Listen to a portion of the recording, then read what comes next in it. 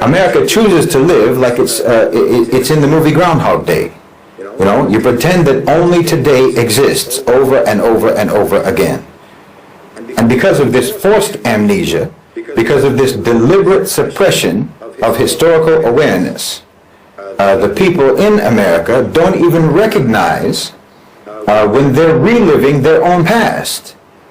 They think that they're facing something new. They think that they're responding to some unprecedented crisis every time. If you have no recollection where the road leads that you're on, then you'll keep walking it again and again, never realizing that it has already led you into disaster after disaster, dozens of times before. And this is exactly the condition that the rulers in America want, that the elite of America want, not just for black people, not just for so-called white people, but for everyone.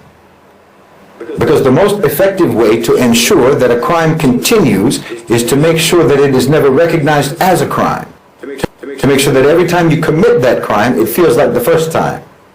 These are just new forms of an old system. These are new manifestations of the same system. And this is why they don't resist, why they don't challenge the structures that continue to exploit and continue to oppress. Because they don't even recognize those systems as continuations of the age-old exploitation and oppression. The truth is, white people have been colonized too. Not physically, not economically, but psychologically. They've been conditioned to believe in a history that never happened. A history where they were always the heroes. A history where they were never the villains, and where their victims were villains. And as long as they live inside that fiction, well, they'll continue to perpetuate the same crimes of their past, even without realizing it. Which just means that we're not even talking about past crimes. We're talking about ongoing crimes from the past until today. Like I said, it's a continuum. If there's ever going to be any real change, if there's ever going to be any hope for justice, then so-called white people have to actually learn your history. Not the history that makes you feel proud and makes you feel good, that makes you feel comfortable, but real history, the history that makes you uncomfortable, the history that you've denied all this time. And only when white people know their real history, really know it, then maybe they can begin to take the first steps towards repairing the damage that that history caused. The damage that it caused to millions upon millions of people all around the world, including themselves. I mean, Americans, particularly so-called white Americans, you're all like the child of the BTK killer, trying to come to terms with the fact that you were raised by a monster, who you always thought was a good and upright man. If Americans in general really understood their history, well, they would know that the United States government has only ever used fear as a weapon against them. And every war that America has ever been involved in was only justified by lies. And every act of domestic repression has only ever been framed as being necessary for the sake of security. They would know that the anti-immigration movements, the anti-Muslim ban and so forth, and all of their surveillance programs, it's not new. It's the same thing. It's just rebranded versions of old crimes. There's absolute continuity. And the only reason that you don't know that is because you have no actual understanding of your own history. Yes, if Americans truly understood their history, they would not be so easily manipulated. Because when you understand your history, then you understand your enemy. Because they've been doing the same thing throughout history. Holding your hand, your protector. Oh, it's insidious. Uncle Sam is a serial killer. The son of Sam's got nothing on Uncle Sam. Uncle Sam is the most prolific, psychopathic, diabolical, demonic mass murderer in history. I mean, look at that poster again, that Uncle Sam poster, that I Want You poster. Think about that. You would think that a character who's supposed to represent the great democratic America would actually be asking the people, what do you want? Not demanding, I want you to go off into the meat grinder of World War I and World War II.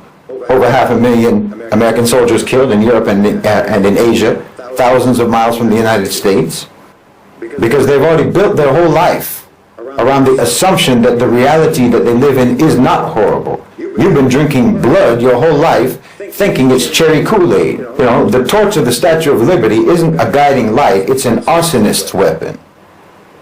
That's what burned down villages in Vietnam. That's what set fire to Iraq and to Afghanistan. And that's what lit burning crosses all over America. You've been living in an alternative universe. That's why I've said so repeatedly, your so-called civilization has betrayed you. Your so-called civilization has duped you.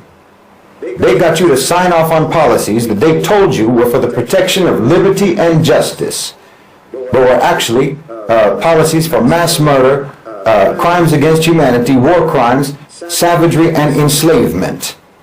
All for the profit of others. Others who view you as nothing but useful idiots. Now you're incriminated. Now you're accomplices. Now you're taking the fall. But you've got no one to blame but yourselves. But you know what the biggest fraud is? You know what the biggest control strategy is that they use? It's not entertainment. It's not drugs. It's not mass distraction. It's not pornography. It's not even their falsification of history. The biggest strategy that they use to keep you weak and to keep you neutralized is teaching you Yahweh Shai by Hashem Rucha HaKwadash, and double honors to the elder apostles and the bishops of Great Millstone. Honors as well to you, brethren, you fellow believers of this truth, you other elders and brethren, you fellow believers of the truth. Shalom to you supporters of the truth. That includes you few sisters, and shalom to the elect. So anyway, this is called Middle Nation, Shahid Bolson, and he was giving some correct truths on, it says here, white people don't know their history either. So his opinion is that, well, he's saying that white people should learn their history so they won't repeat it, and then they could start correcting and fixing the problems. Well, and he talks about Islam, trying to keep it from Islam. Well, when it comes to the Bible, and I'll go into the scriptures, and this is what we do. The Bible tells you what's going down and the judgment that must come to a people who've done this. Now, I also want to add, in the case that he's talking about Islam, we're going to go into a little bit of the Barbary trade, right, in North Africa, and how they were, how they influenced, or let me say converted us into Islam, right? And then we were involved, and let me say they were the head ones involved in helping forward the slave trade. That's where it came out of. You see what I'm saying? So Proverbs 16 says, though hand join in hand, the wicked shall not go unpunished. So, this man is telling you what this man has done. What we talking about, this man, Edom, what he's done. But guess what? You had a hand into it. The other nations, all other nations, as Lazarus, the dogs that licked the wound. When you go to the parable of Lazarus, the dog that licked the wound is the other nations that had their hand and forwardly oppressing us. And he mentioned blacks to a degree, but he didn't go into when he talked about burning crosses all over, right? See, at the end of the day, this was the children of Israel that this was done to. This Jesus that they believe, whose real name is Yahweh, that's why he was symboled as, let me just say symboled as on a cross. But then these same crosses was burnt in our backyards. Remember, the book of John 15 says they hated me before they hated you, right? So these same things that happened to the Messiah and the prophets have, has happened to us, being tortured and hung. And all these nations going to have to pay for this. Jeremiah 30, I believe 16 say, all they that devour thee shall be devoured. Every one of them shall go into captivity, right? So I want to read this real quick. Deuteronomy 30:7. And the Lord thy God will put all these curses upon thine enemies, and on them that hate thee, which persecuted thee. This is all those nations that did that. You see what I'm saying? He would put them curses on the enemies. Who is our enemies? Edom, right? And on them that hate thee. Those other nations had their hands in the destruction of our people. None of you get away. You can all point the finger and say, okay, we know Edom, as he say, what is his title? The Whyte, white people don't know their history either. Yeah, they're going to get it the worst. But at the end of the day, all nations got to pay for what you've done, and then you got to still come under the children of Israel. And a lot of them know that. That's why in the Quran it talks about the Israel, Moses and the Israelites. I believe, I know it says the Israelites, the Book of Cow says Israel was the chosen, was his elect. They know this. And then we had some conversation with some Muslims who said the Bible isn't 100% correct. It's faulted. So somehow the Almighty God created a faulted book just so you can add another book to it that was so-called correct, that doesn't show really any prophecies or what judgment is supposed to come to the people who did this. Right? It doesn't show that. But just as I read in Deuteronomy 30:7, this is why not Farad Muhammad, Louis Farrakhan would walk around with the Bible. Okay? Nahum 3:1. Woe to the bloody city. It is all full of robberies. Right? It's all full of lies and robberies. The prey departeth not. Verse 4, because the multitude of the multitude of whoredoms of the well-favored harlot, the mistress of witchcrafts, that selleth nations, which goes to peoples, through her whoredoms, and families through her witchcraft. So they capitalized off this Barbary war. Now, what I want to do real quick, this is what I want to do. I took the time and looked this up. How long has America been at war? From 1609, you see it right here, 1609 to 2001 and present. I think the war of Afghanistan, I think they still going in war. So I'm going to click on the list of wars here, right? It says the Anglo-Powhatan wars. They did a lot to the Native Americans too. I mean, they gave the Native Americans hell. You know what I'm saying? Not just us, but the Native Americans. And them Native Americans was fighting their ass, man, and kicking their ass. But guess what? The Lord set it up for them to lose. They didn't have the technology. Okay, the colony of Virginia. See, that's a 1609. Okay? And this is what they've done, because you got a lot of people who say, the Native Americans enslaved us. Yes, because they joined up with them. This is what happens. Just like we joined up with other nations to enslave our own. This is what happens when you got a people in rulership. It don't make them not Israelites. It's the fact that they joined up with them to enslave us, just as our own people did. Right? The Samuel Argyle raid of Akeda, Anglo-French War. That's why you have that Cinco de Mayo. The Pequot War. I mean, you get it. You get the point. Then they had massacres. They had massacres, so-called different massacres, wars inside the states, right? Where you had uprisings of the people. They had movies on that. They had the Bear River Massacre. You had, I just did another video. What massacre was that?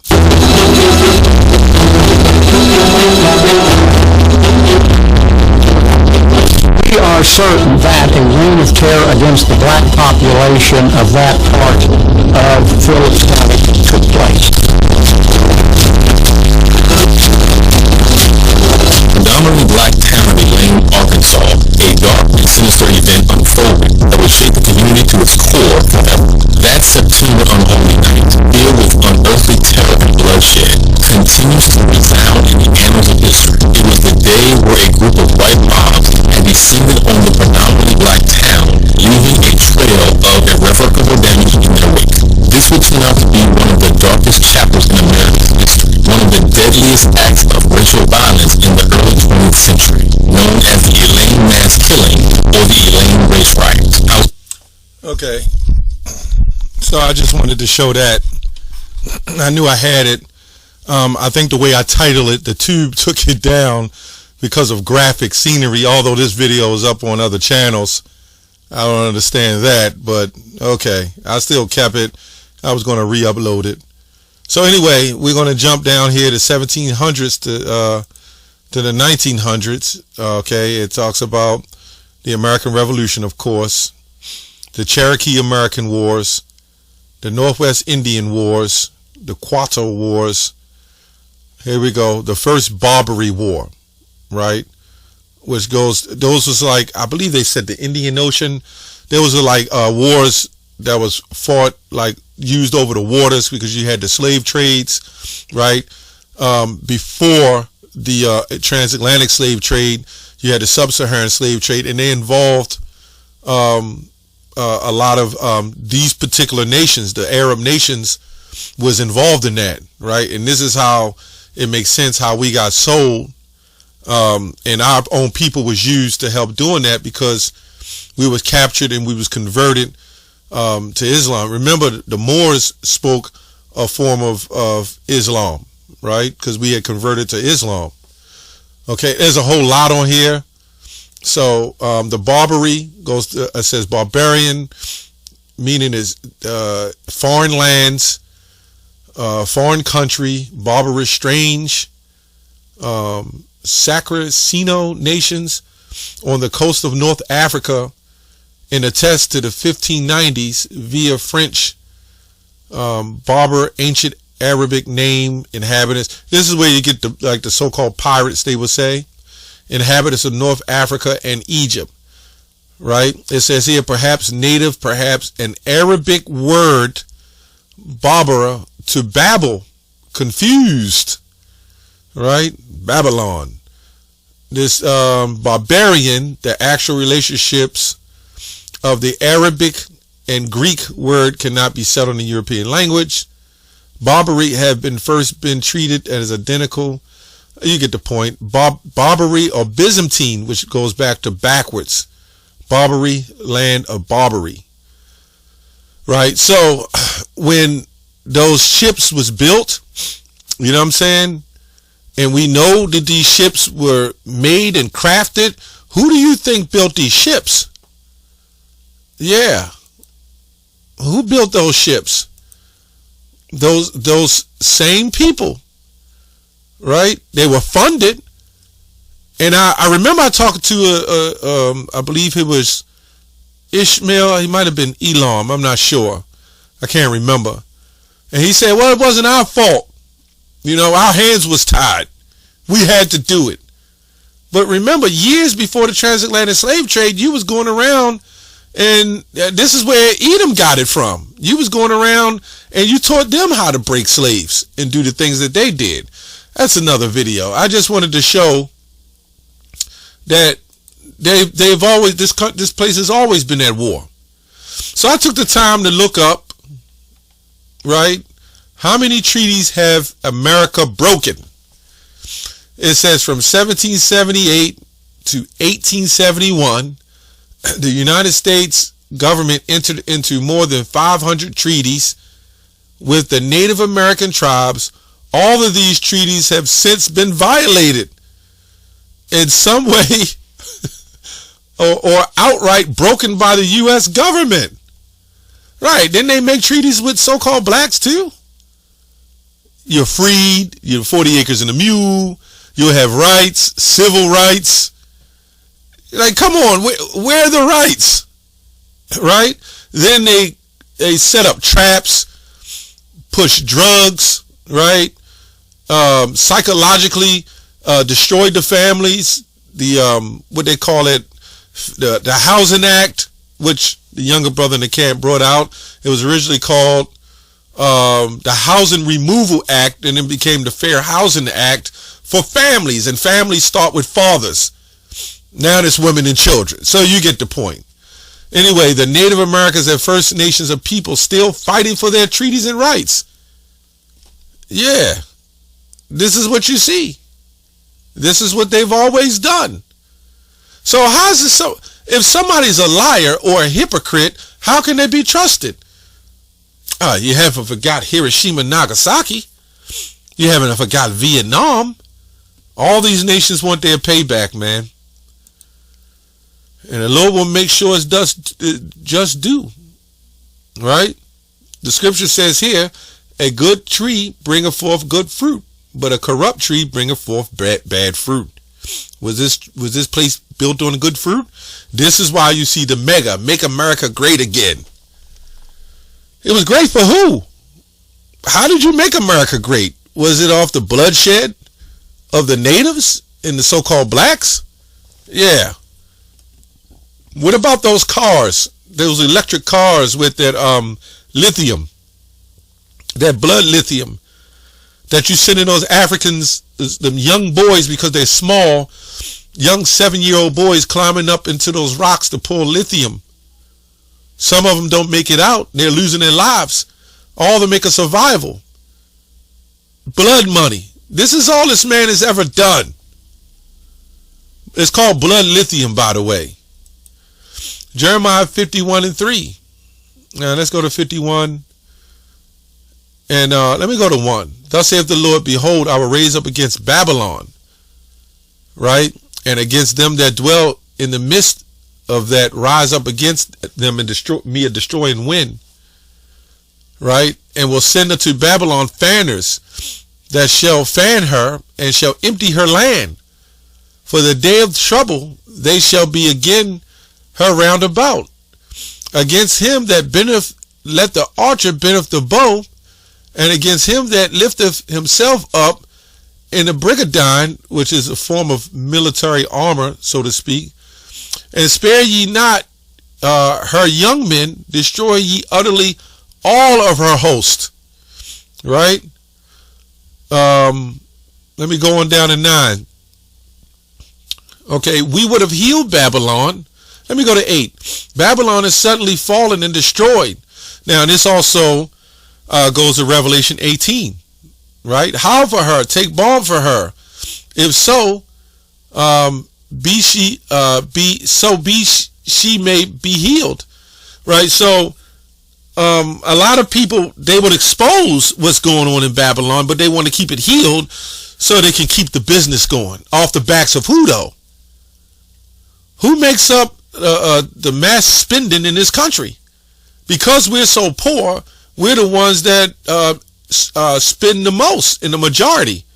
And right now, our women, because they're given those amenities, right? So it's meant for them to spend. That's the whole point, to tax them. But who's spending the most money? Who seeks to gain the most profit? When you bring things over here from the Middle East, so-called, and bring it here and set up shop, and then we pay triple the price of what it was actually worth, the people at the bottom is the ones that get the most of it. This is why we go to Deuteronomy 28. I try to make this a little shorter. We go to 28. This is what it says. 28:19, cursed shalt thou be when thou comest in, cursed shalt thou be when thou goest out. I mean, when you read all of this in Deuteronomy 28, it tells you what the Lord said he's going to do. He's going to put a serious cursing and vexation on our spirit. We're the ones suffer behind this. But there's a change coming. Ecclesiastes 3:15. That which has been is now, and that which is to be have already been. And Yahweh Ba'ashem Yahushua require that which is past. So, just doing this video to let it be known, all you nations had a hand in the children of Israel destruction. And you all gotta, there's all retribution for that. You gotta pay for that.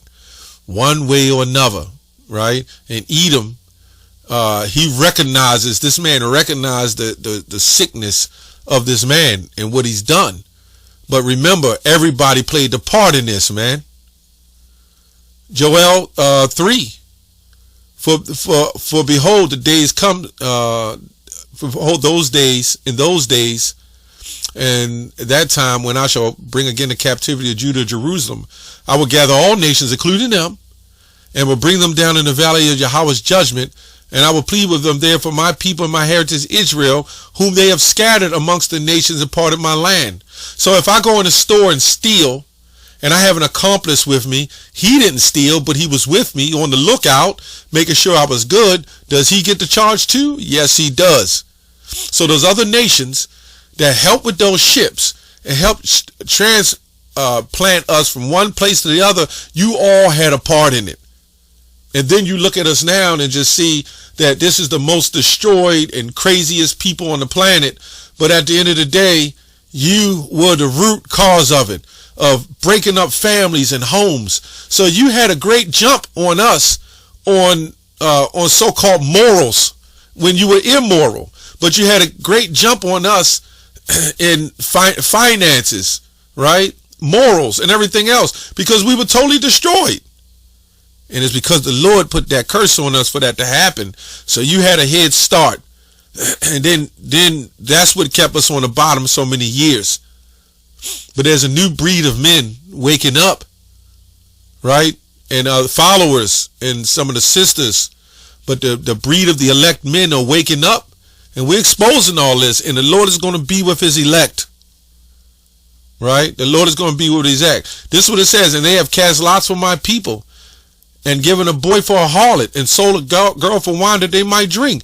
Who else is responsible for this? You are responsible for this. Yea, and what do you have to do? What do you have to do with me, O Tyre and Zidon, and all the coasts of Palestine? Will you render me a recompense? If you recompense me swiftly and speedily, will I return your recompense upon your own head? Because ye have taken my silver and my gold, and carried them into your temples, and my goodly pleasant things. Right? The children of Judah and children of Jerusalem, you were sold to the Grecians, that you might remove them far from their border. All you had a hand in that, man. And all of you going to pay for that. You don't start pointing fingers now. Yeah, you will, and that's a good thing, because y'all going to turn up against this man and what he did. The so-called white man. You're going to turn up on him. And that's the Lord going to bring all this together, man. And anybody who go over there in that WW3 and think they're going to come back and visit their families, you can forget about it. Anyway, that's all I have on that. Shalom.